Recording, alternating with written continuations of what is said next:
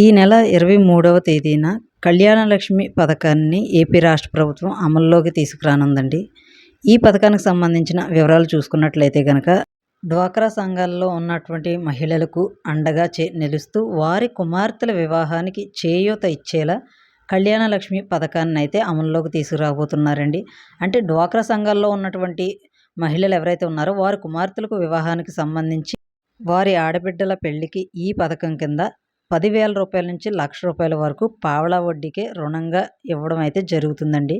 So, ఈ పథకానికి సంబంధించి 2026-27 ఏడాది నుంచి కళ్యాణ లక్ష్మి పథకం అమలుకు గాను 250 కోట్లయితే ప్రతిపాదించారు. అలాగే ఏడాదికి కనీసం 25,000 మంది డ్వాక్రా మహిళల కుమార్తెలకు లబ్ధి చేకూరేలా ఈ పథకాన్ని అయితే రూపొందించారండి.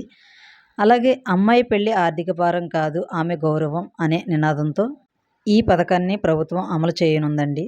అలాగే పథకం ఎలా అమలు చేస్తారు ఏంటంటే, సభ్యురాలి కుమార్తె వివాహానికి పథకం వర్తిస్తుందండి.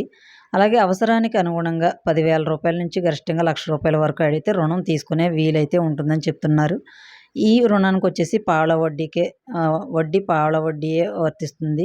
తీసుకున్న మొత్తానికి అనుగుణంగా చెల్లింపు అయితే 48 వాయిదాల్లో అయితే చెల్లించాల్సి ఉంటుంది అనేసి అయితే చెప్తున్నారండి. డ్వాక్రా సంఘంలో నమోదై కనీసం 6 నెలలు లేదా అంతకంటే ఎక్కువ కాలం ఉన్న సభ్యురాలికి అర్హత ఉంటుందండి ఈ పథకానికి. అలాగే ఇది ఉన్నతి ఇతర మార్గాల్లో తీసుకున్న అప్పును సక్రమంగా చెల్లించే వారికి మాత్రమే ఈ పథకం వర్తిస్తుంది అనేసి చెప్తున్నారు. అలాగే దరఖాస్తు ఎక్కడ చేయాలి, ఎలా అప్లై చేయాలి, అలాగే ఏమేమి డాక్యుమెంట్స్ కావాలి చూసుకున్నట్లయితే కనుక స్థానికంగా ఉన్నటువంటి వెలుగు కార్యాలయంలో కానీ లేదా విఓఏ ఆఫీసర్ల దగ్గర కానీ లేదా యానిమేటర్ ద్వారా కానీ మీరు అంటే యానిమేటర్స్ అంటే మీ డ్వాక్రా రుణాలు రాస్తారు కదండి, మిమ్మల్ని బ్యాంకు 10 మంది సభ్యులను కూడా బ్యాంకు తీసుకెళ్ళి లోన్లు అయితే రాస్తారు కదా డ్వాక్రా సభ్యులకి సంబంధించి.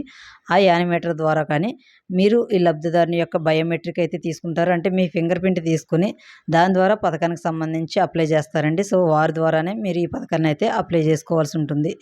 అలాగే ఏమి కావాలి అంటే గనక లగ్నపత్రిక ఒకటి, ఈవెంట్ నిర్వహణకు సంబంధించిన పత్రం అలాగే పెళ్లి ఖర్చున అంచనా వ్యయం అంటే పెళ్లికి ఖర్చు ఎంత అవుతుంది అనేది ఒక అంచనా ప్రకారం చెప్పాల్సి ఉంటుంది. అలాగే వివాహానికి సంబంధించిన వివరాల పరిశీలన అనంతరం నేరుగా సభ్యురాలి బ్యాంక్ ఖాతాల్లో నగదు అయితే జమ చేస్తారు అనేసి అయితే చెప్పడం జరుగుతుందండి. నిర్దేశిత పత్రాలు సమర్పించిన తర్వాత 48 గంటల్లో రుణం ప్రాసెస్ అయితే జరుగుతుంది అనేసి చెప్తున్నారు.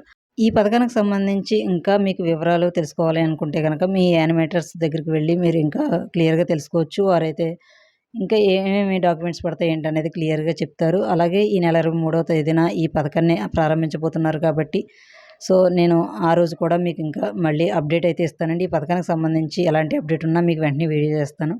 సో, ఇన్ఫర్మేషన్ ఇస్తే వీడియోకి లైక్ చేయండి, సబ్స్క్రైబ్ చేసుకోండి. Thank you.